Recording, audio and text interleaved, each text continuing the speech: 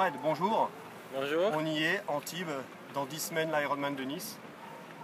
On t'a laissé au mois de novembre suite à ta brillante 3e place lors des championnats du monde à Hawaï, là où tu annonçais déjà ton souhait de prendre le départ du prochain Ironman France-Nice. Comment vas-tu? Tout va bien. J'ai fait un hiver excellent, quoi. J'ai fait tous mes entraînements. Le temps a fait mauvais en Belgique, mais moi, mes stages en Espagne, tout s'est bien passé. Et donc, je suis très content du niveau que j'ai maintenant.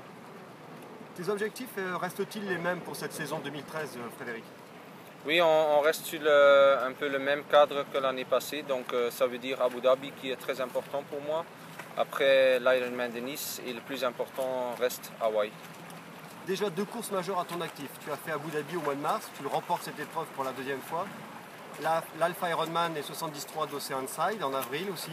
Une victoire et une 8e place. Peux-tu revenir pour nous, sur ces 2 courses et nous livrer ton analyse et ton ressenti?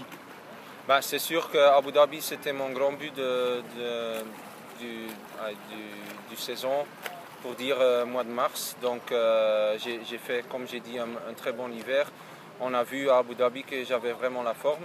Après Oceanside 8e, ça veut dire que j'ai commencé à m'entraîner un peu plus sur la vitesse pour être dans la compétition à Oceanside. Mais là, c'est vrai qu'il y a des spécialistes, et 8e, quand tu regardes le résultat net, ça ne veut pas dire grand-chose, mais je sais que j'étais encore en très bonne forme, mais il y avait 7 mecs qui étaient meilleurs que moi, donc c'est la course, quoi. Mais je suis content de ce que j'ai fait en mois de mars. Comment un athlète de haut niveau comme toi négocie le passage d'un format Ironman au format 73? Est-ce compliqué de concilier les 2 distances, ou bien est-ce nécessaire dans ta préparation d'un athlète comme toi, par exemple? Moi, je trouve, et mon entraîneur aussi, on trouve que c'est vraiment important. Et le résultat n'est pas si important, mais c'est important d'avoir fait une course qui est la moitié de la distance de ce qu'on fait. Et oui, tu as la vitesse, tu as le rythme des courses et tout ça. Donc, mentalement, je suis assez fort pour gérer une 8e place. Il n'y a aucun problème avec ça. J'ai mes grands buts dans l'année et celles-là sont importants. Et les autres, je les fais et on verra. Si je gagne, je gagne. Et si je fais 8e, je fais 8e.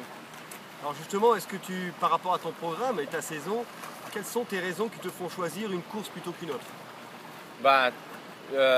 C'est vrai que Abu Dhabi et l'Ironman France à Nice sont vraiment des courses qui me conviennent très bien. Je l'ai prouvé dans le passé. Et oui, ça te motive de revenir et de faire tout ce que tu as en toi pour reconfirmer, pour regagner cette course-là. Frédéric, tu es arrivé depuis quelques jours dans les Alpes-Maritimes, ça fait déjà 6 jours que tu t'entraînes ici sur place. Peux-tu nous dévoiler un peu ton programme et tes grandes lignes, justement par rapport à ce stage? Ce stage, c'est vraiment pour moi excellent. C'est un stage street training. On fait ici tout le parcours de Nice. On nage en mer, on nage ici à une des plus belles piscines que je connais à Antibes. Donc c'est vraiment un stage parfait pour moi pour faire la reconnaissance de Nice. Frédéric, quels sont tes prochains objectifs avant l'Ironman France de Nice qui aura lieu le 23 juin?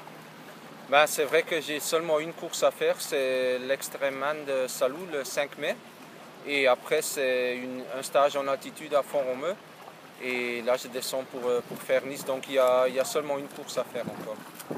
On sait très bien que tu apprécies tout particulièrement de courir en France, à Nice particulièrement. Ouais. Auras-tu le plaisir de te voir peut-être sur une des autres épreuves organisées par Ironman France, Marseille ou Aix-en-Provence? Je peux te dire que je fais Marseille. Donc, fin juillet, je serai présent à Marseille. Ça change un peu et j'ai vraiment envie de le faire, celui-là. Par contre, Aix-en-Provence, c'est pas pour cette année, mais on ne sait jamais. Peut-être un des années qui suivent. Quelques petites questions qui intéressent également nos triathlètes français. Comment se passe la vie de Frédéric en dehors du triathlon? Trouves-tu le temps de t'accrocher d'autres loisirs? Et si oui, quels sont-ils? D'autres loisirs, non. Je suis déjà très content que mon loisir, le triathlon, c'est devenu ma profession. Mais à part de ça, quand je suis à la maison, je passe pas mal de temps avec ma petite famille, mes 2 garçons, ma femme. Donc c'est vrai que moi, je suis parti presque la moitié de l'année. Oui. à l'étranger. Donc c'est important quand je suis à la maison de passer beaucoup de temps avec ma petite famille. Tu l'as très bien dit, Frédéric, tu as une vie très remplie. Les entraînements, les stages, les sollicitations de partenaires, les compétitions, les voyages. Pas facile pour l'entourage d'un athlète. Comment gères-tu cela et comment arrives-tu à concilier ta vie sportive et familiale? C'est une balance, c'est vrai, mais je pense que ma femme comprend très bien pour l'instant que ce sont les années clés pour moi. Tout marche bien, donc j'essaye de tenir l'état d'esprit qu'on est maintenant avec ma famille, avec tout mon entourage. Et ça fonctionne bien depuis 2-3 ans et on essaye de continuer comme ça les années qui suivent. Frédéric, merci. Rendez-vous le 23 juin et bonne préparation. Bien sûr, merci beaucoup.